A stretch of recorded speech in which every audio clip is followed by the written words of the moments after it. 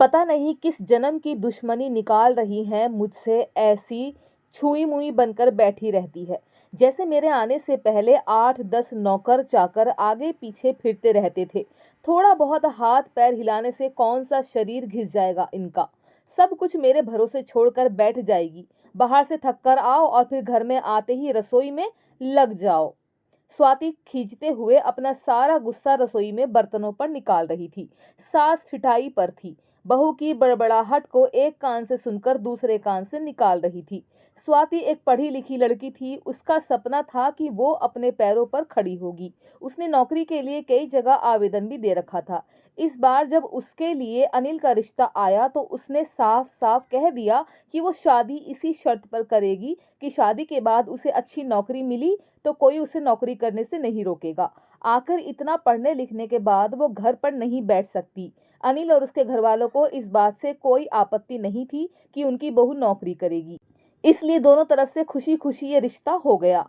शादी के कुछ दिनों बाद ही स्वाति का ज्वाइनिंग लेटर आ गया। जिस दिन स्वाति ने अपने ससुराल वालों से कहा था कि वो अब नौकरी करेगी तो उसकी सास लाजो जी ने सारे परिवार के सामने कह दिया था, बहू नौकरी करे इससे मुझे कोई आपत्ति नहीं है। मैं ये भी नहीं कहूंगी कि वो पहले सारे घर का काम करे फिर नौकरी पर जाए, लेकिन मैं भी अब पहले की तरह पूरा घर नहीं संभाल सकती। मुझे सब कुछ मंजूर है, लेकिन मुझसे ये उम्मीद मत करना कि मैं बहू को रोटियां बनाकर खिलाऊंगी। मुझे पता है कि अगर मैं एक बार इस भंवर में फंस गई तो जिंदगी भर नहीं निकल पाऊंगी। उस वक्त सबको लाजो जी की बातें सुनकर हैरानी तो हुई थी।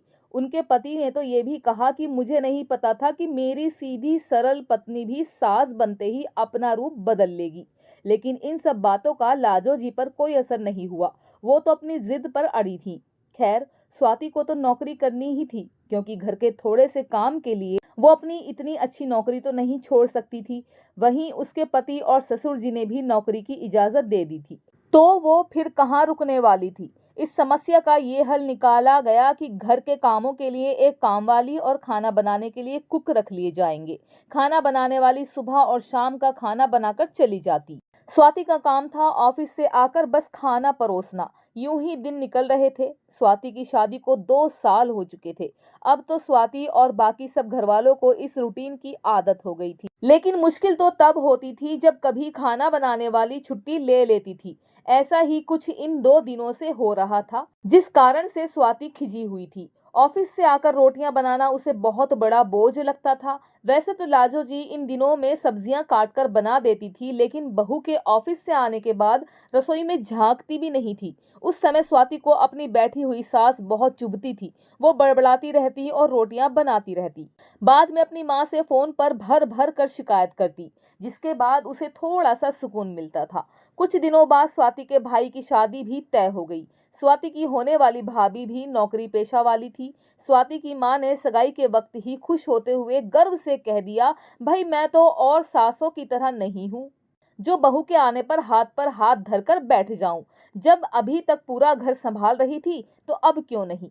मेरी बहू को मेरी तरफ से पूरी छूट रहेगी। जब एक माँ अपने बच्चे को रोटियां बनाकर खिला सकती है तो बहू को क्यों नहीं खिला सकती। बहू तुम निश्चित होकर नौकरी करना, रसोई मैं संभाल लूंगी। स्वाति माँ के उच्च विचार सुनकर उसकी होने वाली भाभी का पूरा परिवार और खुद स्वाति भी गदगद हो गई। वाह माँ, आप कितने बड़े दिल की हैं। काश मेरी सास भी आपकी तरह होती, लेकिन मेरी किस्मत में ये सुख कहाँ। मेरी सास को तो बस हुक्म चलाना आता है। मुझे गर्व है कि मेरी माँ इतने खुले विचारों की है। अपनी चिड़चिड़ाहट निकालते हुए स्वाति बोली। कुछ दिनों में ही स्वाति के भाई की शादी हो गई और कुछ दिनों बाद ही स्वाति की भाभी ने अपनी नौकरी ज्वाइन कर ली। स्वाति की माँ भी अपनी बहू को हथेलियों पर रखती थी। सुबह उसका नाश्ता, टिफिन, फिर रात का खाना भी तैयार रखती थी। अपने हाथों से परोसकर सबको खाना खिलाती थी। उनकी बहू भी मम्मी जी करती हुई अपनी पसंद नापसंद बताती रहती थी, जिससे स्वाति की माँ बड़े चाव से पूरा करने में लगी रहती थी। खुशी खुशी दिन बीत रहे थे, लेकिन ये प्रक्रिया धीरे धीरे अब उदासीनता में बदल रही थी। स्वाति की भाभी को अब कुछ भी ना करने की आदत पड़ गई थी। एक दिन जब स्वाति फोन पर अपनी माँ से बात कर रही थी तो उसकी माँ बस रो पड़ी। बेटा, मैं इतना करती हूँ तेरी भाभी के लिए, फिर भी उसे मेरी कद्र नहीं।